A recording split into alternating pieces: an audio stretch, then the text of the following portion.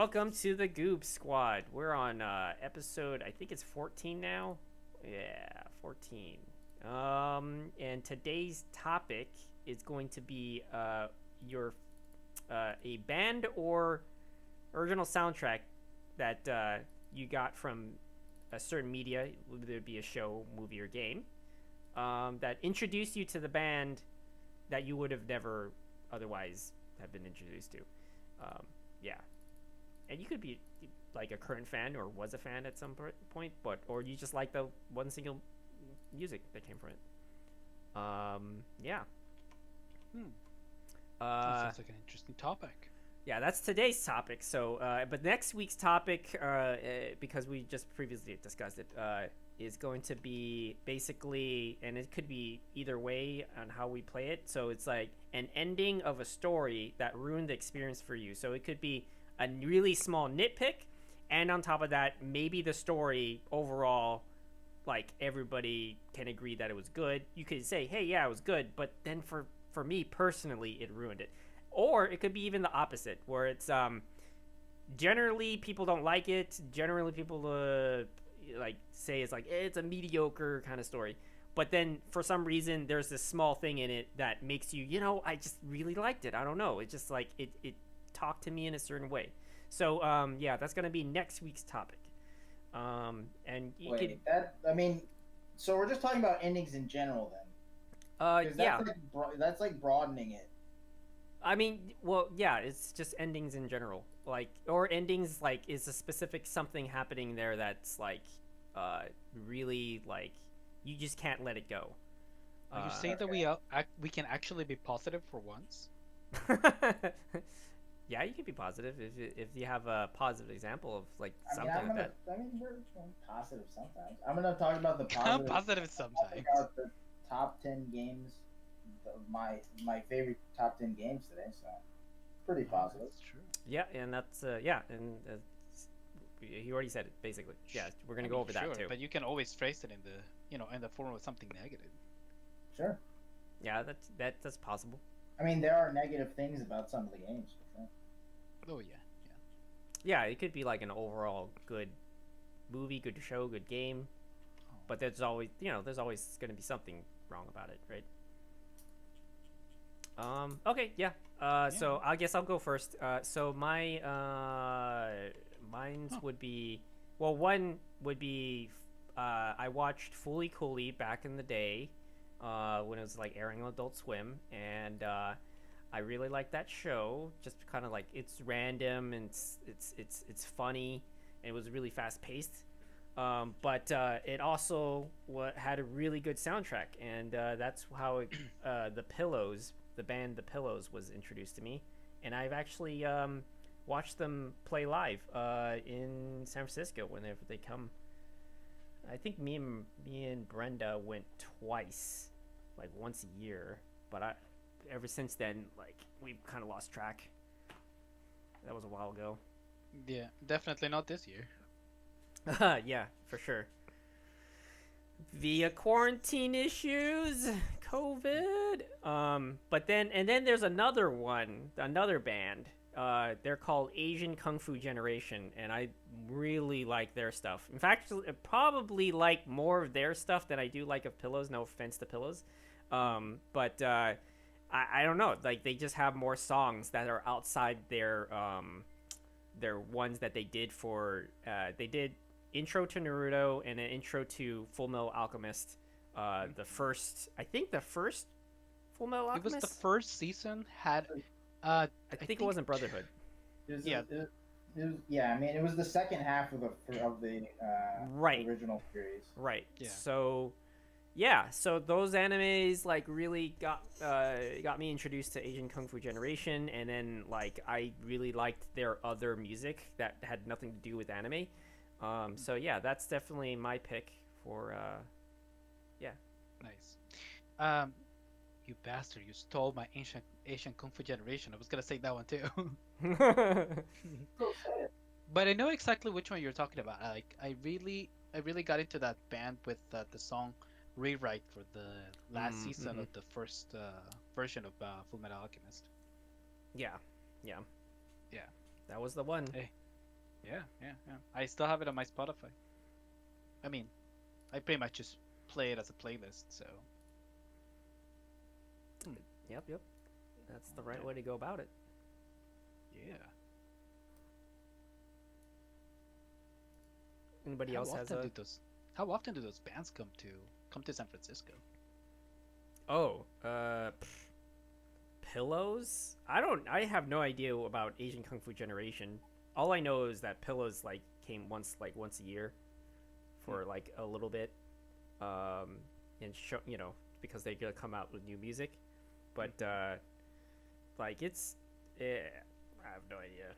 Like I assume it would be particularly difficult for them to try and do that. Yeah, I like that you mentioned Fully Cooley because that has a good OST, but it's also very, the story itself is like has a lot of very musical, you know, Yeah.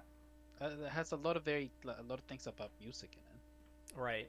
I think one of the bigger reasons why I enjoyed that was that yes, it played well with the music, but it wasn't like at that time most animes I've been watching it was a manga first, but that Hmm. one was the exact opposite. So it started out as an animation and then they made a manga after the fact. So it kind of gave them like freedom to just focus on what they were wanting to do for the animation. And maybe to some degree that's how it worked with the music and the animation. Um, they had more freedom to play around. Maybe, not sure.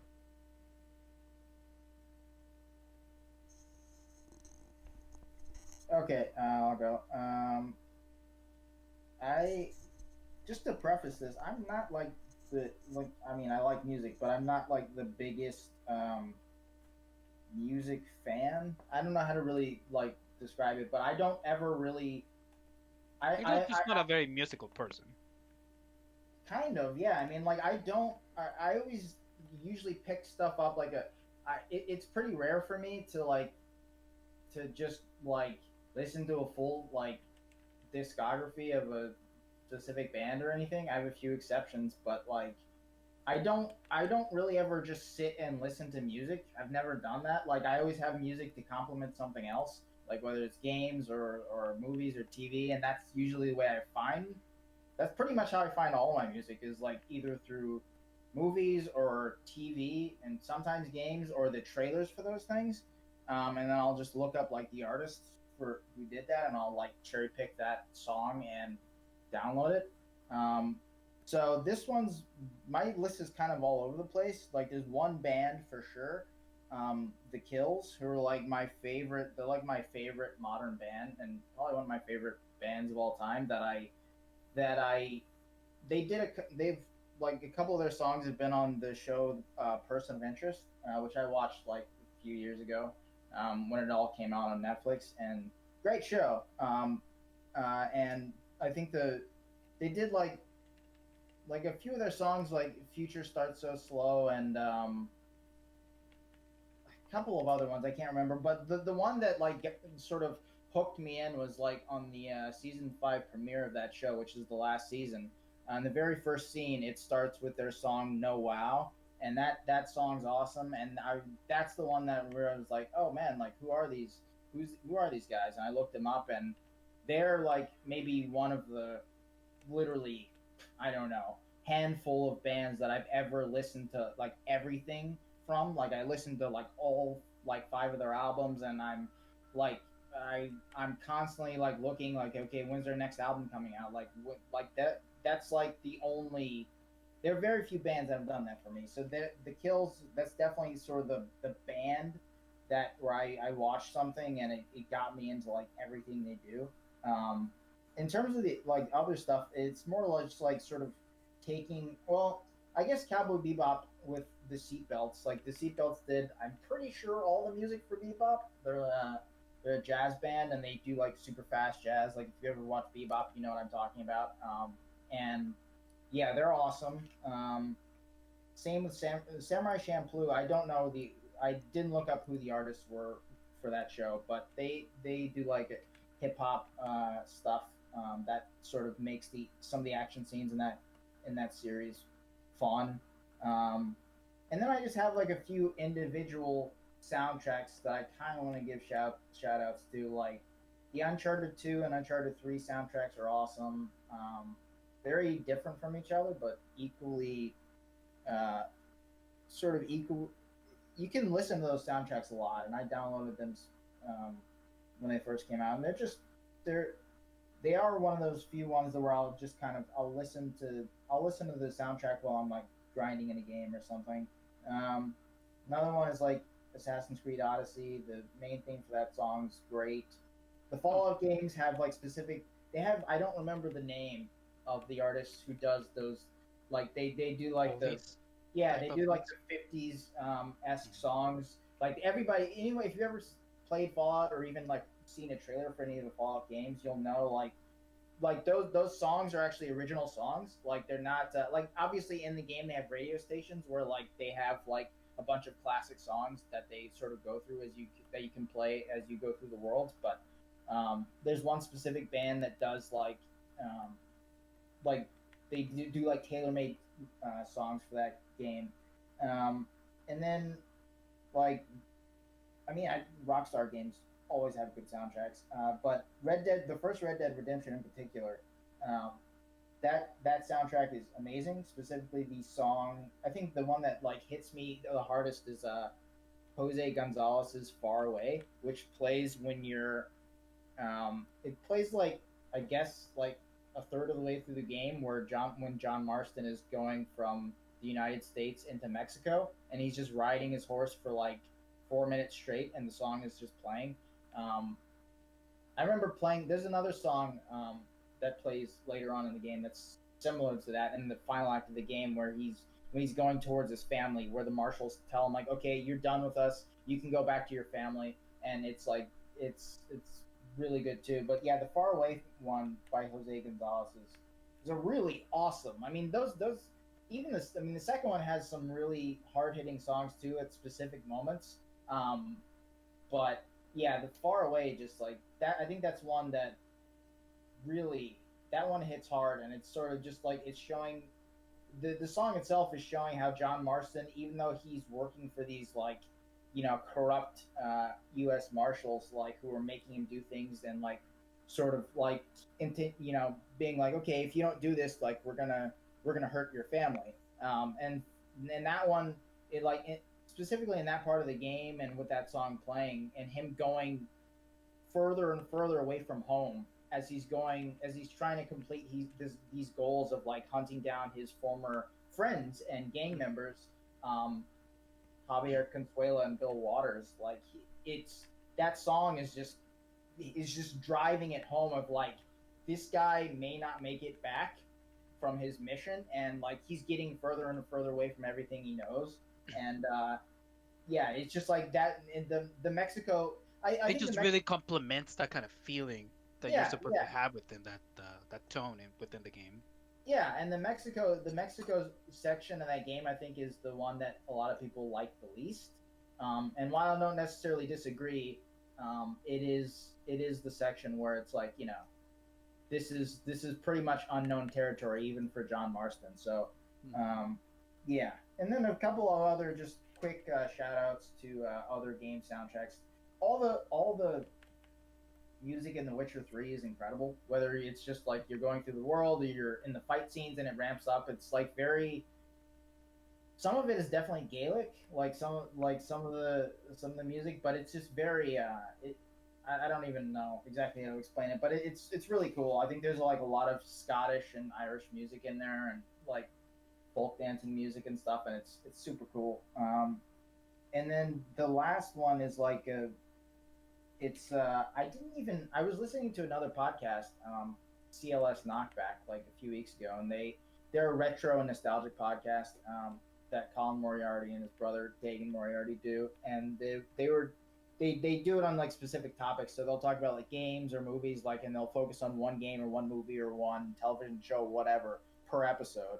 And they're like super long form episodes that go for like 3 or 4 hours. And they were talking that particular episode was about the first Mass Effect, which I have mixed feelings about. I love the characters, I love the story, um, but the gameplay is really really bad, and that's why I'll never like replay that game again the way I did like Mass Effect 2 and 3.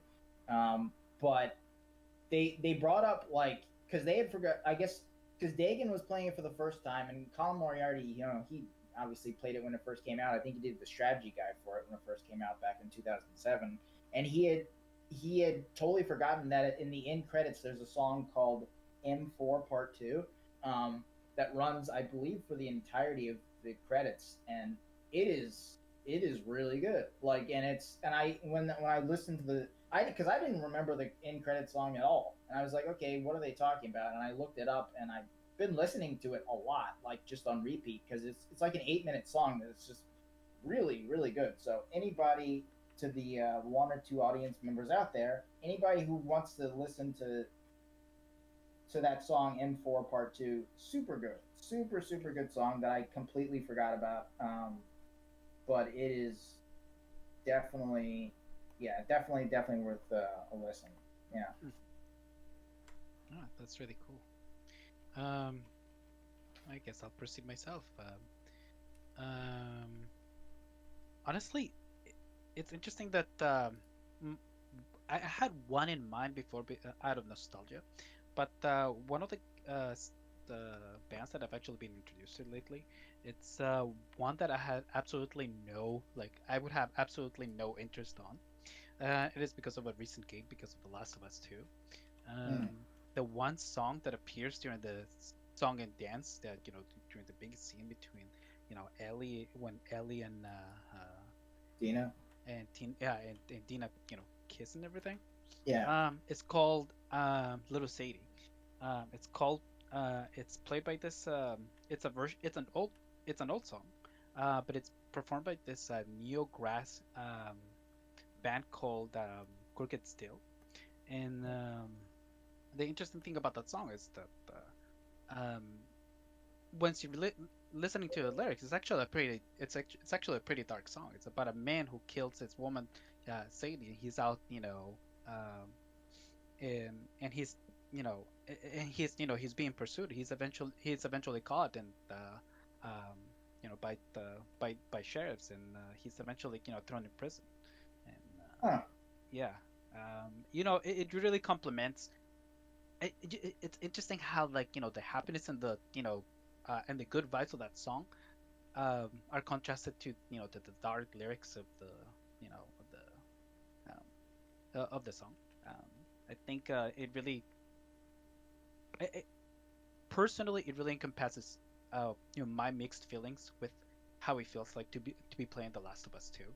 because while I was having a lot of fun murdering people left and right, um, I couldn't help thinking that I, I I couldn't help not really knowing exactly how to feel about that. I didn't know um, if the gameplay itself just kind of kind of contradicted the message of the message of the story, the idea that oh yeah, these are people you're killing, and that and yet you feel pretty empowered and you feel pretty good uh,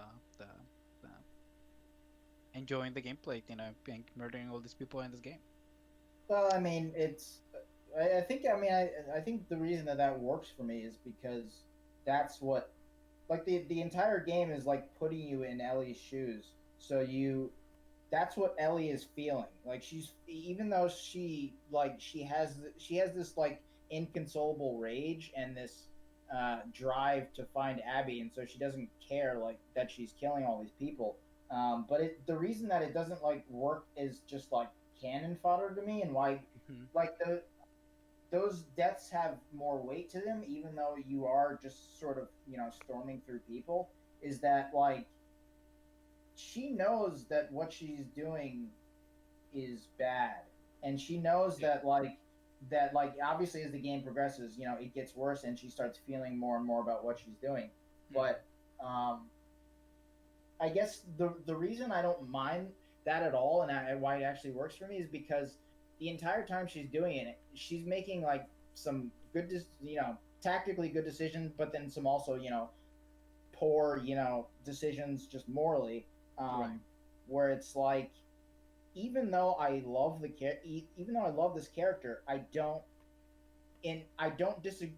Even though I love the character, I I feel uneasy doing this stuff because I feel uneasy doing some of the stuff that she does because she does some fucked up shit like torturing people and doing killing a pregnant woman like unintentionally, but like doing it nonetheless. And like you disagree sometimes. Sometimes you agree with what she's doing. Sometimes you disagree, but you always understand why she's doing it.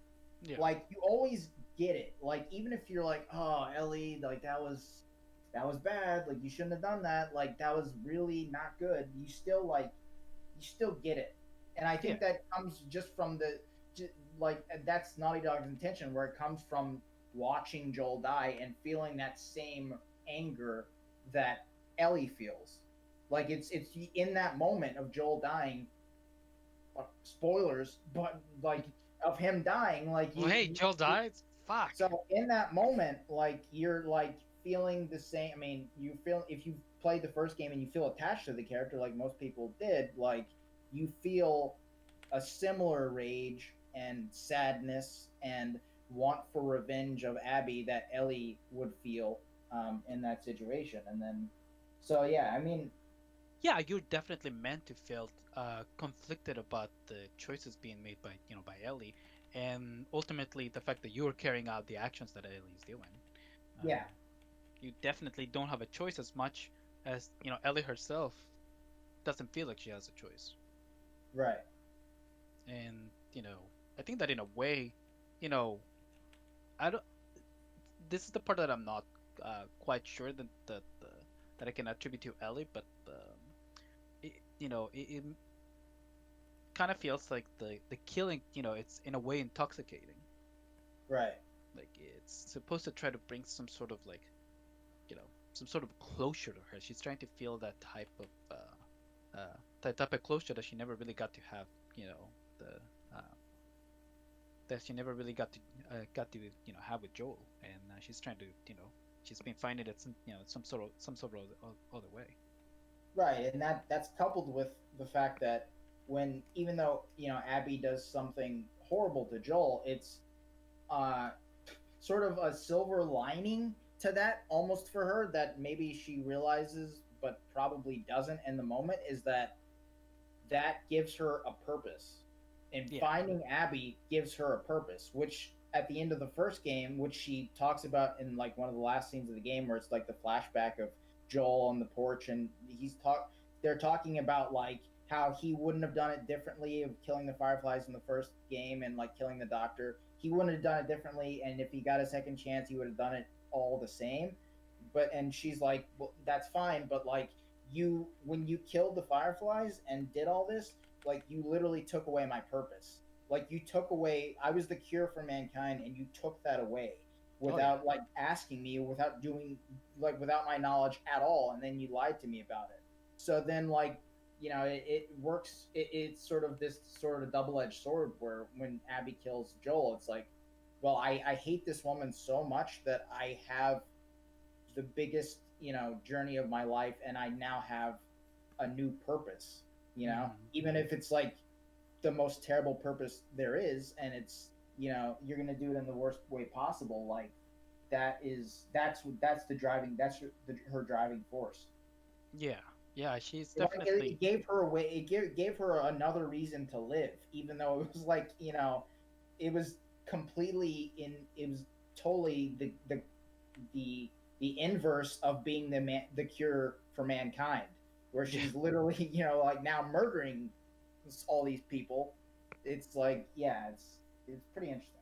yeah, yeah, yeah. Man, we could just go on a whole another hour of talking about The Last of Us, but we won't. Um, We did that in the first episode. Watch it; it's like 3 hours long. well, we don't want a sequel of that. But okay. The other thing that I was gonna bring up was like an old game. I think this was from the GameCube era. And this was when I used to remember when sports, X X sports were more in, like games about skateboarding and snowboarding. They were definitely in. Oh yeah, like Tony Hawk and Yeah, yeah. SSX, Uh, so 1080 snowboarding. yeah, yeah. S63 was definitely the one snowboarding game that I owned, and and definitely my favorite at the time. Hmm. It was cool because that game you could like you know most of this like type of skating and racing games tend to have just their own separate circuits. Right. And SSX3 was different. You could you had all the circuits, but they were all connected from beginning to end. You could literally Ah, snowboard all the way from the peak of the mountain all the way to the base of the mountain. ah, Yeah, interesting. doing that would take you at least like 20 minutes, half an hour. Hmm. Yeah. But man, I would remember I would spend weekends. I think this was during my first year of college. Just trying to relax. Listening to the soundtrack of the game. It just like snowboarding at the mountain. And but being a snowboarding game, it just had a whole various amount of artists. Um, Yeah. the one memorable artist that I can think of was Yellow Card. Um, Oh yeah. I yeah, remember yeah, that. yeah, yeah. Back when all this pop rock uh, bands like them and Blink 182 and Green Day were definitely more popular than now. Yeah. Mhm, mhm. Yeah, that's how I feel about the Tony Hawk games. I mean, they just came out with the remaster, or they're remakes, but Yeah, not exactly remakes. But yeah, like they just came out with those, which I probably will get because I love those first two games, and I like you were talking about SSX. Like I was obsessed with those games, like because I at the time like I had just started skateboarding as well in real life, mhm, and so I was like it was this cool thing of like my friends and I would go out and like skateboard on the weekends and we would learn new tricks and and we would talk to other skaters about like what tricks they knew and like how do you do this and like it's a really interesting culture. oh But yeah, like then we would come back and we would like get a pizza or something and then we would just play Tony Hawk like all night and it was like I mean if you've ever skateboarded skateboarding's not like that in the way it is in the games right like, what you're saying? You can't just jump and do a 10,080 degree yeah, uh you exactly. know Exactly, and it was Tony Hawk had literally his popularity was at its peak because he in the 1999 X Games he had just done the world's first 900, which is it's a spin where you go two and a half times around, you go up a half type jump, and then you go two and a half times around and come down, and no one had done that. yeah. And in the game, it was the easiest thing to do, and you were doing like 2,000-degree fucking turns and all this shit and it was you were doing combos that could last minutes on end and then you had the amazing soundtracks to complement them so it was that Yeah, was a and good time. that's the beauty about those type of games, right? That like you can't keep doing the same thing over and over until you perfect it, Yeah, and yet zone out, to the songs. yeah, totally. You totally get into like a sort of a zen state where you're like learning these combos but at the same time but there's no like it doesn't feel like there's any resistance. Like it's Mhm. just sort of like I'm just having fun learning this stuff, even if I'm not good at it. Like I'm just having fun, and the music is like just totally immersing me, and I'm like not thinking about anything else. Like Yeah, it's a really cool feeling that yeah I'm glad that those new Tony Hawk games are out or that they've been brought yeah, back. I'm interested to see how they'll feel now and how much of that muscle memory has been retained? Because I played the living shit out of those games. yeah. We'll see how the community as a whole ends up receiving those games because they used Yeah. to be all the rage and eventually they just fizzled out. Oh yeah. I mean, then again, who was in charge of who was in ownership of Tony Hawk? Was it EA? Was it Activision? Activision. Yeah. It was published by Activision and developed by Neversoft, I believe. Yeah, yeah. They totally just ran that they totally ran that thing into the ground. As Activision does. Yeah. It's the same thing that they did with the old games, the Guitar Hero games. Oh yeah, that yeah, they were the biggest offender. Yeah. For things, yeah, Oh shit. Come to think of this topic, it would have that's been another really. good one though. Yeah, Yeah. yeah. This Dragon game, Force. I never heard of Dragon Force until I was yeah, playing that on Guitar Hero. Man, that's. yeah, and a lot of the Iron Maiden songs and stuff like that. Like hmm I hadn't heard before that either. So I love that one. stuff That like that that Black was Hole so hard Sun to as do. well from like Mhm. I don't remember the Chris Cornell band. But yeah, yeah, another great series of awesome soundtracks. That and Rock Band, a lot of great songs. I remember when I had like Yeah, yeah, yeahs, and so many good songs. that game. You remember Twisted Metal? Like I Yeah. remember I put that into the CD player and could play the entire soundtrack, and Mm. that introduced me to like a lot of metal songs. So it's That kind is of funny. interesting. I played the music more than I played the actual game. It became Right. just Yeah. I never after I discovered, oh, I could play music off of this. Oh, I like these music. I'm just gonna keep playing the music. When do you want to play the game? Nah, fuck that. I'm listening to the Yeah, music.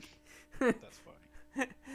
It Yeah, was it's like, interesting with those games too. Like just go like hearing a song in a movie and then be like, "Who's that?" and then but not really delving into it, and then you go play Rock Band or Guitar Hero, and you like learn like you're hearing the whole song, and it sort of resonates with you more. Like I think this song, I don't I actually own the song, but I don't even remember the band or the name. But it's the same song that plays in like the first Harold and Kumar movie, where he's having the fantasy about like fucking the bag of weed because he like loves the weed so much, and like he's having the fantasy about how he like marries the bag of weed, and then like they fall on hard times, and he's like beating it and stuff. It's like oh yeah, that I remember that that was song so when funny. yeah, that song played. I think it was either in Rock Band or Guitar Hero, and I was like, oh, that's awesome. I'll actually like delve into like this band a little bit. That's But funny. yeah, it's pretty cool. Man, I hate it when I hate myself for like, liking that song during like either a game or a movie and thinking it's like, oh, I'm gonna look that up. Never look it up again. Yeah, it definitely. Yeah, that happens to me a lot. I think that's my case with Life is Strange. In fact, I was playing Mm. finally for the first time the prequel to the second Life is Strange, uh, called The Awesome Adventures of Captain Spirit, where you play as a small 10-year-old boy with a with an alcoholic, um, father who probably beats him up. Yeah, Mm. all happy stuff, you know. Yeah, Um, but I like how those games tend to sometimes have really poor, dialogue writing. yeah. Really cringy sometimes, but there's something really good that they do with the music, Mm. where they just set up a nice scene where you can just that just complements the ambient really, really well. It just makes you feel uh, the exact feeling you're supposed to be feeling, the nostalgia of the time, Yeah. the ambivalence of the situation in which you're in. Yeah. Life is Strange is a good example of that too, because I don't actually remember the music in the first. I've only played the first one, but I don't really remember the music in that game, but I do remember exactly what you're talking about, where like the dialogue, maybe there's a scene where like the dialogue sucks, and like maybe like It hella you're- sucks. yeah, let's say hella like a million times in Yeah. one scene. Let's see how that comes out. That looked good on paper, right? Come on. But I yeah, I remember mean, the scene exactly where it's the girl with the blue hair. She's like played by talking to Ashley this. Burch. Yeah. Yeah. She's got this guy in the bathroom, and they're like dealing they're apparently like dealing drugs or whatever, and she's like, "Come on, I know you got hella cash." I'm like, "Oh, nobody talks like that." Yeah, there are scenes in that game where the dialogue is like that, but then and maybe everything else is subpar, but then the music's really good, and it like makes it all work simply because of that, which is it's not really a good thing. Like you don't really want the music to override everything else, where it's like everything else sort of falls to the wayside, but the music's really good. But it does almost redeem some of those scenes. Yeah. Mind you, I do like at least that that first. I can't speak for the second Life is Strange, but I did like overall Life is Strange. I had a good time Oh with yeah, me too, for sure. it. Yeah, not afraid to say I cried once or twice. That's fair. How dare you? I'm sorry. Take I'll that never do out it of this again. podcast. No. No, I was kidding. Okay, one game that has never made me cry, but it should have, was definitely Dark Souls 3. And I'm only mentioning it I because I almost really, cried at that game, but for a different reason. me too. Because I was like, I'm seriously contemplating suicide right now based on how horrible this game's making me feel. I don't want to Uh, die, but at the same time, I don't want to keep going. I But I love, did. I finished it. I love that the You Dark Souls is persevered. mostly throughout most of its running time. There's no real songs throughout the game. There's no real Yeah. soundtracks except for the boss The fights. boss fights, yeah. Hmm. Yeah, the boss music's incredible. Mm. It's like orchestral and it's like really swells at like all the right moments and stuff. Yeah, the music's incredible. Yeah.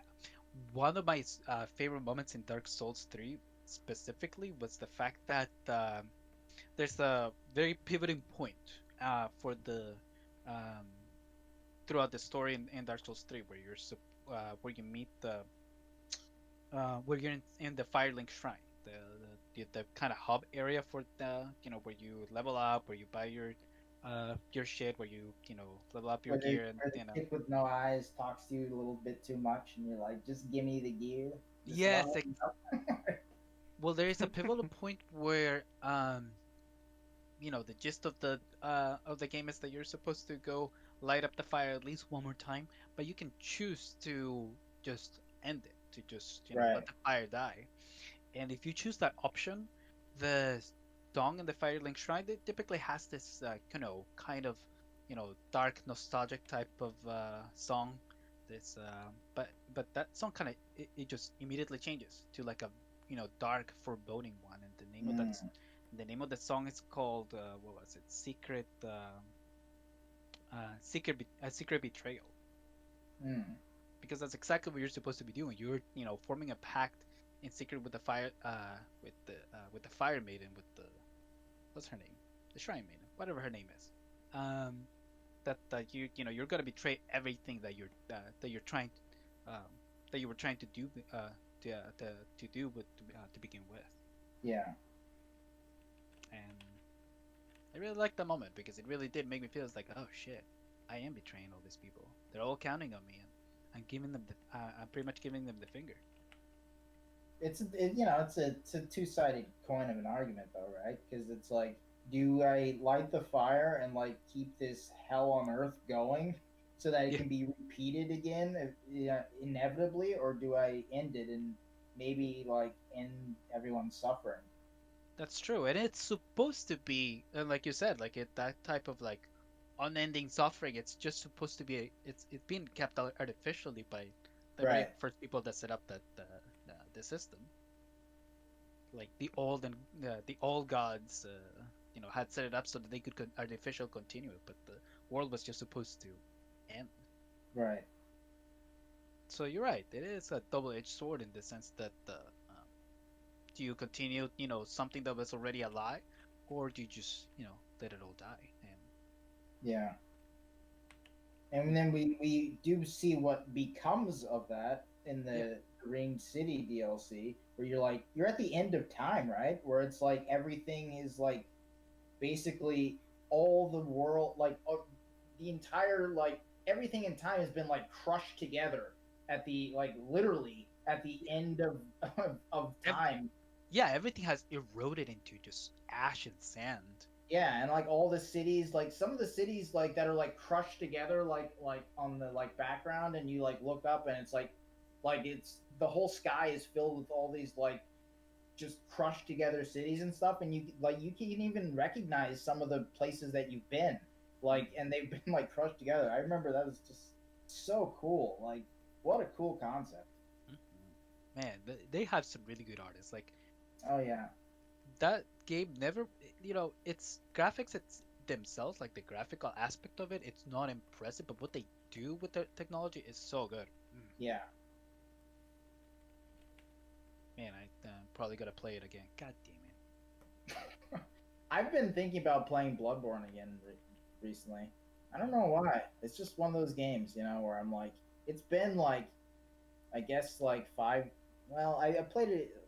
I guess 4 years since I Yeah, finished like the Chalice dungeons or tried to finish the Chalice dungeons, and just one of those games where I'm like, I mean, this thing kicked my ass the first time, but I kind of, it's time to maybe go back to it and replay it because yeah, it's just we could all have a Bloodborne reunion yeah. if we Hmm. still have the discs. That was my. Well, I have it for. I don't have the disc anymore, but I got it. Like, it was free on PlayStation Plus a couple years ago, so I got it there. Was it really? Oh wow. Yeah, I remember that specifically because that was like one of the best, maybe the best month for PlayStation Plus ever because you got Bloodborne and the 2016 Ratchet and Clank remake in the Oh same shit. month, and I was just like, damn, this is. I at that point I had already played and like finished both games, but like I was like, man, what a great deal for anyone who hasn't. Like, it's such an awesome deal. That Of Ratchet and which, Clank remake was very, amazing. oh yeah, it was excellent. Like, yeah, like no joke, it really did look like a Pixar movie. Yeah, I'm looking forward to the new Ratchet and Clank game for sure. Yeah. D, do you have any soundtracks that you have in mind, or music or band even? Oh, yeah. Like so, this one's just more like composer related rather than bands or anything. But oh, Yeah, that's fine too. all right. Go for I'm it. just thinking of a story. All harkens back in summer of 1995. I was going to KB Toy Store with my papa, and we went to pick up a game for the Super Nintendo. It was called Pluck by Trey West. And the composer of that is a certain British composer who usually works with visual software creations. Sorry, I often get those confused. He works with other companies too, but the game was developed by Software Creations. Uh, Tim Follin is the name of this composer. Now, when I heard his work in Flock, it's really something. It's like people have ideas about what the Super Nintendo is or isn't capable of, and usually games are made on maybe about 90-second loops in terms of soundtrack, in terms of music, but this has stuff that spans for maybe about 5 or 7 minutes. It's marked as a technical prowess for having tracks that run this long, because Mhm. usually stuff just goes on loop after maybe about 90 seconds to a minute, maybe a little bit longer. I'm sure some Square Enix titles have, but they said that at the time it sounded like live music was playing from the Super Nintendo. uh, One of the most, it has a bunch of iconic sounds. The intro has a harmonica solo that just goes on for just ever, and you could just lose yourself in the title screen and the track mode of that alone. But one of my favorite tracks of the game is Acrylic, and it just has this slow build up, and it almost sounds like nothing, but it's pretty much everything. I spent weekends just with that track stuck in my head. Like I would be going on car rides, going to sleep, waking up with that shit playing in my head as we went to the park and stuff, and just went on all these outings. It's very catching. But it's not only that work. Tim Follin is known for being one of video games' most iconic composers on even more primitive hardware. Uh, if you want to know an experience of, I hate this game, but my God, not like I hate this game, but I'm not interested in this game, but this soundtrack, I will die for this soundtrack, is going to be a Tim Follin composed game. Pictionary. Motherfucking Pictionary has one of the catchiest NES tunes you could possibly hear. I played that shit in the car. That is the power of Pictionary right there. And before that, there's also remember another game he did on the NES, which has really got this smashing title theme. It's Solstice. Yeah, it was Solstice. Solstice for the NES. I get that and Equinox confused because Equinox was on the Super Nintendo. I don't think he worked on that one. I'll have to check again. But those are the titles that come to mind. One thing I also have to note is that he worked on this game called Treasure Master. It was for a contest. Game is broken as hell. And one thing you gotta understand about Tim Follin, he really has a thing for the Starsky and Hutch theme because he actually did do a cover of that for Treasure Master, and he worked on a actual factual Starsky and Hutch game for the PS2 where he did get to cover that theme for real without any hiding or whatever. But he does love that theme. You'll hear it on Treasure Master. You can find it on YouTube, and you can find the Starsky and Hutch PS2 game and hear his cover of the original theme. But yeah, that's my composer. It's kind of a quick dab of that. I mean, I guess if I want to pay lip service to the whole thing, if we're talking about classical pieces or covers or anything like that, Bayonetta and to a point, Neon Genesis Evangelion. Oh yeah. It made me like Fly to the Moon. Actually, I first heard of it because of Evangelion. But I also like Bayonetta 2 Same. for having a rendition of Moon River, like a very modernized take on it. So, oh man, Bayonetta is so fucking good. Oh yeah, such a great game. It's really like it's really funny whenever they can get the rights to this kind of stuff because it's just like that sounds very expensive to maintain. So, even though those are my favorite parts of Bayonetta 1 and 2, I understand why they can't be in Smash Brothers. Right. So, yeah. Yeah, it would be a copyright nightmare. Yeah. Well, hell yeah. I mean, that's why I argue about withheld. But moving on, I mean, that's pretty much my take on the whole. Hey, this got me into things like, 'cause, yeah, I would listen to the soundtracks of whole Tim Follin composed games and just not even touch the controller on those titles. What is Pluck? Clock is Rayman before Rayman. Like seriously, it predates Rayman about 1 or 2 years. You play as this armless, hooded guy that punches fleas and grabs flags. I'm doing a disservice describing it, but he's a platform hero and he has some special abilities that you can find in stage, but he just shoots off his arms and legs, and he can turn into a little limbless stump in certain areas because there's some areas where little targets where it'll trigger like doors and stuff. So there are actual areas where you're going to be an armless, legless stump just hopping around until you find a clothes hanger with your hanging body parts. But one of the problems with Clock is that it was just horribly imbalanced. Like there was a shitty continue system, no passwords or anything. So if you got to continue on one stage and you died at a later stage, you can only continue from the stage that you got that continue. If it makes sense. Yes. That is ridiculous. Ooh, that is hard. The game Jeez Louise. is difficult, but it's difficult in the way it makes you treasure extra lives more than continues. Yeah. Right.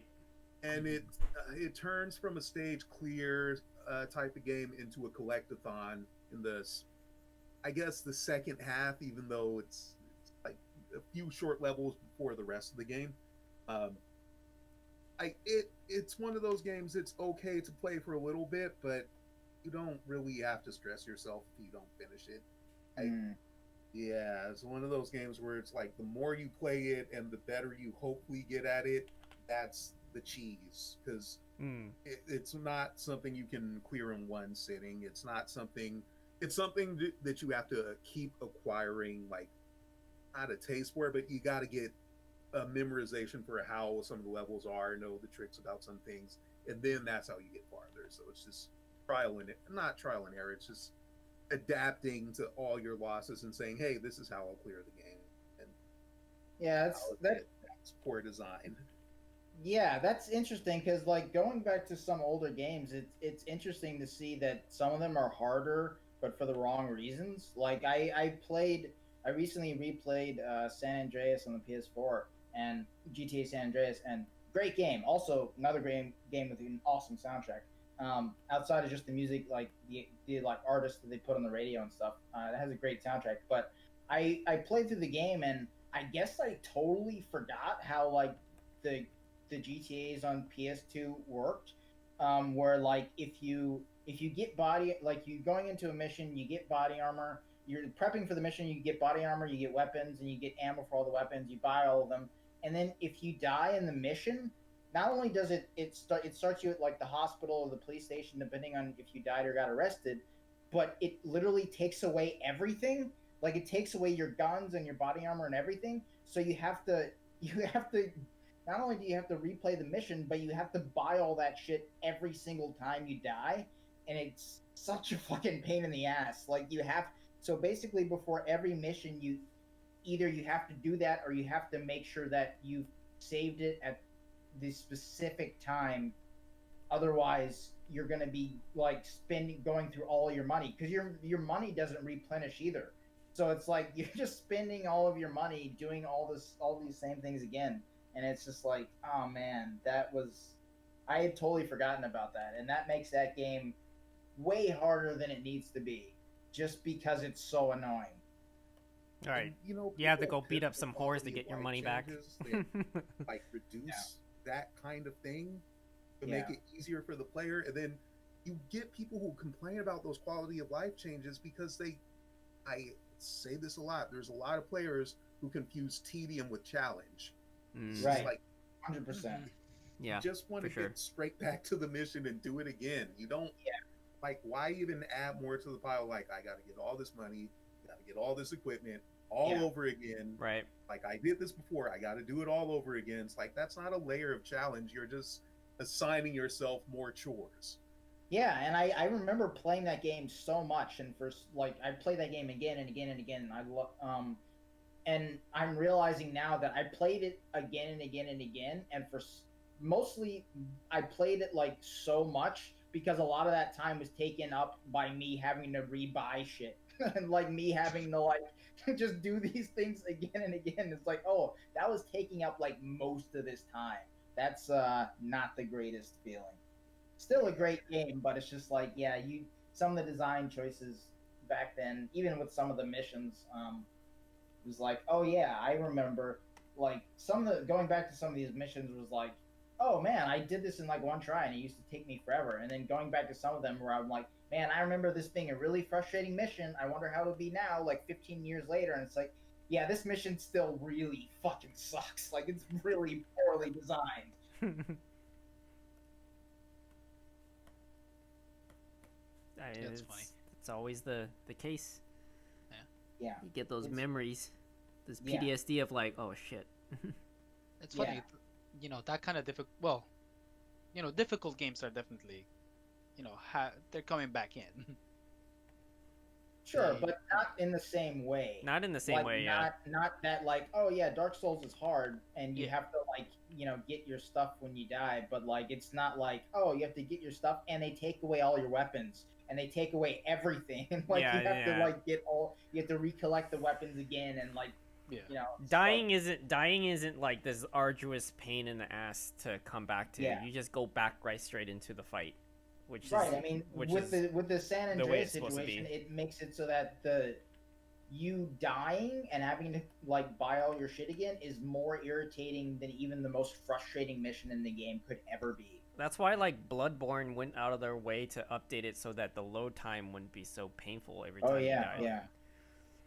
Oh yeah, and they actually put like lore on the load pages instead of just the Bloodborne title the way it was at launch. Right, So right. you sit there for a minute every time you died, and if anyone out there has never played these games, you die a lot. It's Yeah. part of the game. Like Yeah. that's the whole fucking point. I think for them it's just a lesson of oversight there that they realize that if the game is you're spending most of your time in the loading screen, you better make it quick and informative or useful to some degree, because Right.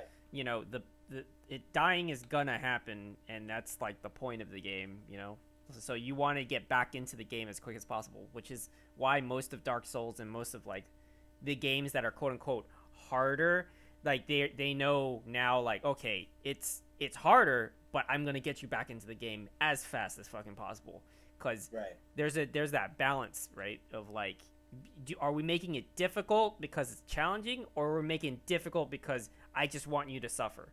That's Well, yeah, I remember literally it. when we were all playing through, or when like the three. We all played it together. Yeah, like we all we- had the game bought the game at the same time. So Yeah, and that was like my favorite part of the game, because we would go different routes, and we would like talk about how we fought this boss, and it was like, how did you get there? I didn't even Yeah. get there yet. I fought another Right. boss. That was awesome. That Yeah. was my favorite part. But like, I do remember us making the joke about like, oh man, like this game's literally so hard. Like every time you enter the game, you have to. There's some insane challenge you have to do just to like get into the start menu. Like it's just ridiculous. Because like there's this like ring around the rosy thing about like, oh, like that we had to figure out too. Like it took a while to figure out like how to even do like co-op and stuff. Like it doesn't tell Oh, you right, anything. right. Like literally, I got like 50 hours into the game without even realizing I could run. Like that circle was like the run button. Because honestly, that's really impressive. Yeah, It's I really was funny. rolling everywhere, and I was dodging enemies constantly, and I'm like, I don't really need to run. But as soon as I got to like the fucking amygdalas with like the laser beams, and you have to run through the area, like I was like, Oh, oh shit, I can run. What? Actually, I specifically remember you discovering that. Yeah. We were all Yeah. playing together, and you were just like, "Whoa, wait a second, I can do that." Yeah. Yeah, I remember that aha moment. And that's the thing. It's like that was understandable because there was no challenge in the game up until that point that needed you to do that. Right. You know. Yeah, and the area where they give you a lot of like those hints. It's the type of area that you don't really. I mean, within the hub and the dream, you'd never really have to go around that area and just reading through random the developer left text. It's like yeah, I'm not gonna do that. Ooh, okay, since we're talking about games, and then like D did bring up some like old school games, and I realized too, like looping soundtrack, like you had to in most of the old school games, you really did have to you essentially suffering by having to repeat the goddamn levels. So that means yeah. like the music Yeah. had to be really, really good. I feel like That is true. Yes. like I can probably say that most of the music experiences back in like the before PlayStation era, or before that generation, before memory cards basically, Yeah. most of those music were pretty catchy. Like these days it's Yeah, not nearly. They had to be, right? Like, Yeah. it's exactly what you were saying is exactly what Dee was saying too. Where it's just like, sometimes the game, like a lot of times, as kids, like you get like one or two games a year too, right? Where it's like, it's not like it is today, where there's just like there's so much, like we'll never be able to play everything, and like we have disposable income and stuff. It's like when you were a kid, like there was Christmas and there was your birthday and maybe another occasion, but you pretty much, if your parents bought a game for you, you were stuck with that game for a while and you played it. And Yeah. so it was like the music, a lot of times, and Nintendo knew that, so a lot of times the music, it had to be better, and it was exactly what Dee was talking about, where it's just like, even if the game wasn't good, that music was usually pretty fucking good, because they knew you were going to be playing that for a long time. Right. And a lot of those games, something like Ninja Gaiden, like where it's just insanely hard, like you're gonna be beating your head against the fucking wall, and it's like you gotta have something to draw you back in every time. Yeah, that's super true. Super true. What was unexpectedly sorry, Oh, I cut you no. off there. What was an unexpectedly hard game that I just realized that I hadn't played. I bought the DLC for Splatoon 2, and the DLC has like pretty much, it's just a bunch of challenge maps. You pretty much just go out there, try out your abilities in all different all types of different little challenges. Like you have just a certain amount of ink and your ink being your resource for your shooting mechanic, and and just a limited amount of ink or a certain amount of time to to destroy all these enemies. Those challenge maps are hard, Mm.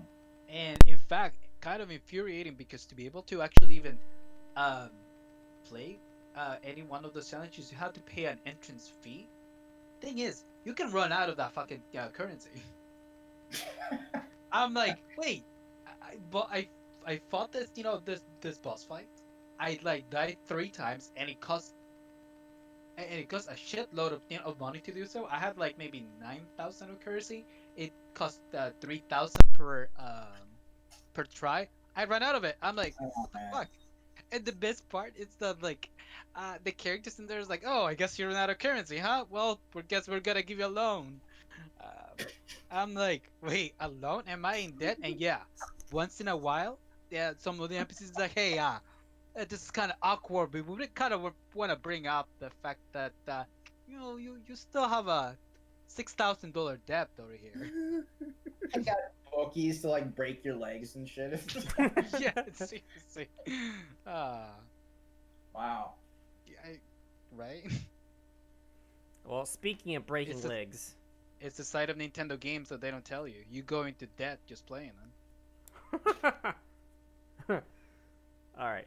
All right, just quick, two honorable mentions that I just thought of as we were talking. That I'll go through quickly. Two movies that have amazing soundtracks: Scott Pilgrim versus the World. Hell, fucking yes. Second, like with all the Sex Bomb tracks, which is actually Beck who made all those tracks, and then like something like the starting where it's like We Are Sex Bomb or Threshold or Garbage Truck. All the songs are awesome, and then you have other artists who put into the soundtrack as well, like Metric, who does the song Black Sheep, who Brie Larson does the cover for that, which I think her cover is actually better than the actual original song. That's another which is amazing. It's another band that I definitely. Yeah. And then the other movie is actually, I mean, both Blade Runner movies have good soundtracks, but the first one with Vangelis that's a good soundtrack. But then the second one, Hans Zimmer and what's his fucking name? I wrote it down. God damn it, I don't remember his name. Wallfish is something Wallfish, but and I feel bad for not remembering. But yeah, that soundtrack is incredible. You have like Benjamin Wallfish, that's his name. So yeah, they did.